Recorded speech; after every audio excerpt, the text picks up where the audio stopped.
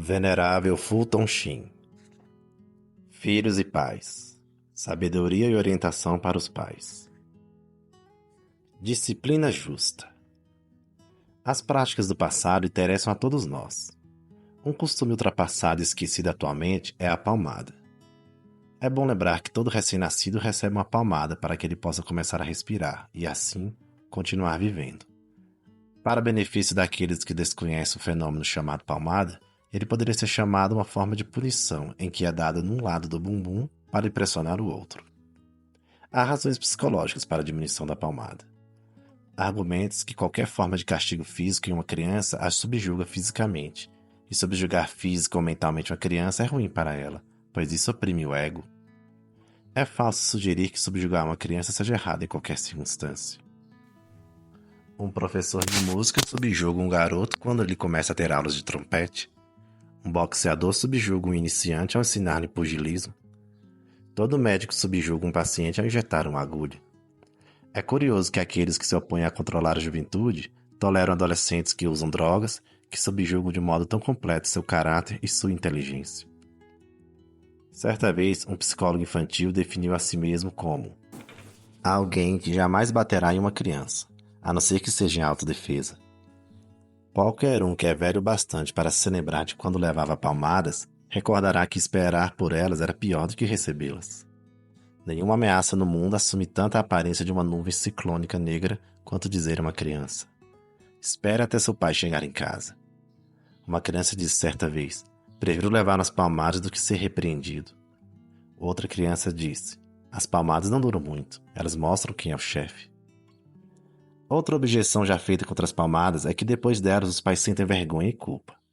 Isto é verdadeiro quando a punição é excessiva, emocional, desproporcional em relação à ofensa ou se é dada arbitrariamente. Porém, deveríamos chamar a atenção para o fato de que essas mesmas pessoas não se envergonham quando repreendem um empregado, gritam com o marido ou resmungam com o açougueiro que cobrou delas alguns centavos a mais. Um pai disse ao seu filho: filho, isso dói mais em mim do que em você. E o filho respondeu: sim, mas não no mesmo lugar. A autoridade dos pais sobre os filhos é dada por Deus e aqueles são responsáveis por estes. Os filhos são como argila nas mãos dos pais e o que eles se tornam no futuro depende da maneira como foram moldados. A autoridade dada aos pais não existe para seu próprio bem, mas para o bem daqueles que são seus subordinados. Assim como a autoridade dada a um piloto em um avião não serve apenas para o bem dele, mas para o bem dos passageiros. Escrevo tudo isso para afirmar o respeito à autoridade dos pais, que outrora usavam este método de fazer com que as ações falassem mais alto que as palavras. É falso afirmar que, em geral, há uma reação contra a autoridade dos pais. É mais verdadeiro afirmar que os pais têm carecido das qualidades que exigem respeito, particularmente a falta de valores morais. Um pai ou uma mãe em um segundo ou terceiro casamento naturalmente tem muita dificuldade em convencer um filho a nunca faltar com sua palavra. O respeito que uma pessoa tem por uma regra flui naturalmente do respeito que ela tem pela pessoa que estabeleceu a regra. Todo defeito de caráter gera um defeito de obediência. 3 de cada 5 delinquentes vêm de lares onde há muita desarmonia entre os pais. 7 de cada 10 delinquentes vêm de lares fraturados onde não há vida familiar. Quer se trate de um general em um exército, de um bispo em uma diocese, de um professor em uma escola, ou de um pai em um lar, jamais haverá respeito a uma ordem a não ser que haja respeito pelo comandante. Esperamos sinceramente que os jovens que estão crescendo hoje não venham a dizer: a geração anterior falhou comigo. Mas ao contrário, não decepcionarei a próxima geração. Continuemos. Se a palavra palmada pode ser usada como um símbolo para qualquer tipo de disciplina, posso dizer com certeza que há uma razão diretamente proporcional entre a delinquência juvenil e a falta de disciplina no lar. Para dizer de modo mais claro, os fatores que contribuem para a delinquência juvenil têm funcionado como navalhas de segurança que dispensam o afiador e como garagens que aboliram o depósito.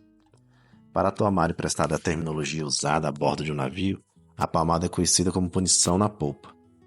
É um modo de debilitar um lado para impressionar o outro. Toma muito menos tempo que a argumentação e penetra mais rapidamente na sede da sabedoria. Quase parece haver uma ordem providencial entre um pai e seu filho. Deus deu uma mão aos pais e também deu à criança uma parte do corpo bem acolchoada. Uma foi feita para a outra em casos extremos. Um ex-diretor da Philips, Andover Academy, disse: "Felizmente, apanhei quando era criança. Tive de expulsar meninos da escola diversas vezes, mas tudo o que eles precisavam era de umas boas palmadas." A divina palavra de Deus na Sagrada Escritura certamente não se opõe à disciplina da parte do pai, mas antes a recomenda.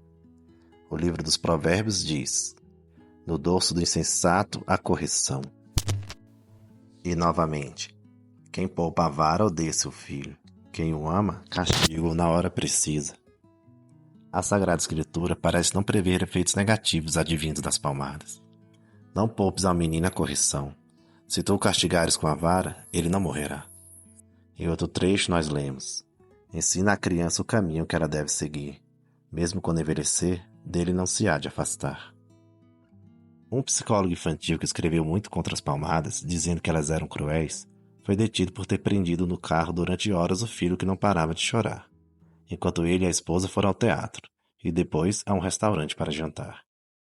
Não se deve temer resultados negativos porque a criança é subjugada.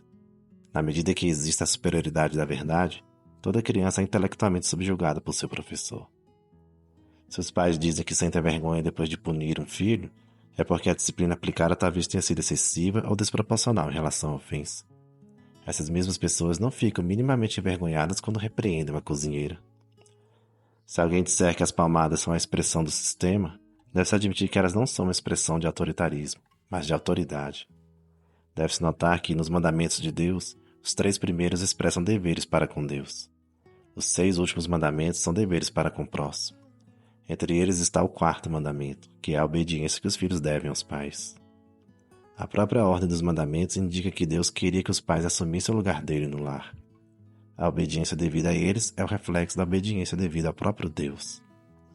Não há nada como uma palmada no bumbum para desenvolver o caráter, contanto que seja suficientemente firme, seja dada com a devida frequência e seja fraco o bastante. A palmada é uma das lições mais facilmente compreendidas no mundo. Ela não requer explicação. Não há pontos sensíveis envolvidos. Ela é rápida, clara, alivia o ambiente, impede longos períodos de reprovação e ajuda o pai a evitar uma acumulação de preocupações emocionais. Enfim, pais, não temam o uso das palmadas. Lembrem-se, vocês não geraram anjos, mas seres humanos, marcados pela mancha original.